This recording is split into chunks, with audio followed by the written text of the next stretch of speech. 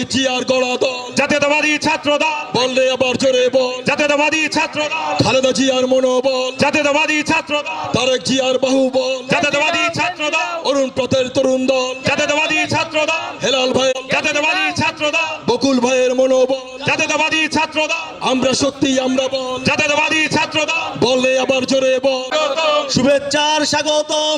ভাইয়ের আগমন। হস্তান্তর করছেন খুলনা এবং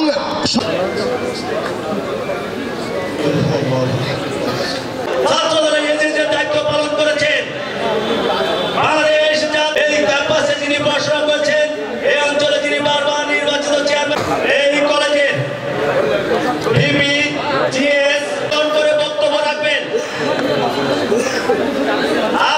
মোহাম্মদ আলতাফ হোসেন মোল্লা ইতিমধ্যে আমাদের মাঝে উপস্থিত।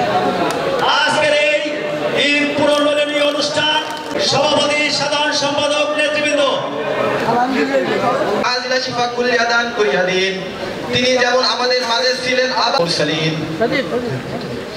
ওয়া সালামুন আলাল মুরসালিন আলহামদুলিল্লাহি রাব্বিল আলামিন রব্বিরহামহুমা কামা রাব্বায়ানি সগীরা।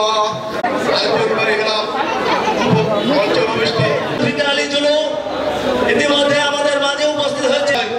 জাতীয়তাবাদী ছাত্র দলের আন্দোলনের কারণে জুলাই বিপ্লবের প্লট তৈরি হয়েছিল। এই ইতিহাস কেউ মিথ্যা প্রমাণিত করতে পারবে না। 17 বছর জাতীয়তাবাদী ছাত্র দলের নেতা কর্মীরা হত্যার শিকার হয়েছে, গুমের শিকার হয়েছে, বঙ্গুত্ব বরণ করতে বাধ্য হয়েছে, কারাগারে নিক্ষিপ্ত হয়েছে। তারপরও জাতীয়তাবাদী ছাত্র দল থেমে থাকে নাই। আজকের দিনে বলতে হয়, আমি মন্টু, জাতীয়তাবাদী ছাত্র দল আমাকে অনেক কিছু দিয়েছে। জাতীয়তাবাদী ছাত্র দল খুলনা জেলা শাখার দপ্তর সম্পাদক, 1 নম্বর যুগ্ম সম্পাদক, এরপর নির্বাচিত সাধারণ সম্পাদক, নির্বাচিত সভাপতি, একটি সরকারি কলেজ আদম খান কমার্স কলেজের বিভাগীয় মনোনয়ন, এরপর কেন্দ্রীয় সংসদের খুলনার বিভাগীয় সহসভাপতি। এই দলের কাছে আমি অনেক কিছু পেয়েছি। আগামীতে ছাত্র দলের যে কোনো প্রয়োজনে আমাকে ডাকলে আপনারা পাবেন। এই প্রত্যয় আমি এই সভা থেকে ব্যক্ত করতে চাই।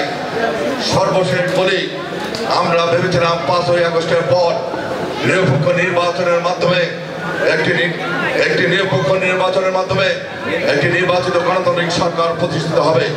কিন্তু ইতিমধ্যে আমরা দেখছি অন্তর্বর্তীকালীন সরকার দেশি বিদেশি ষড়যন্ত্রকারীরা এই ষড়যন্ত্রে লিপ্ত হয়েছে। এই দেশে আবারও শান্ত পরিবেশকে অশান্ত করতে চায়। এই প্রেক্ষাপটে জাতীয়তাবাদী ছাত্রদলকে আবার ঐক্যবদ্ধ হয়ে প্রস্তুতি নিতে হবে। যদি এই দেশকে কেউ ষড়যন্ত্র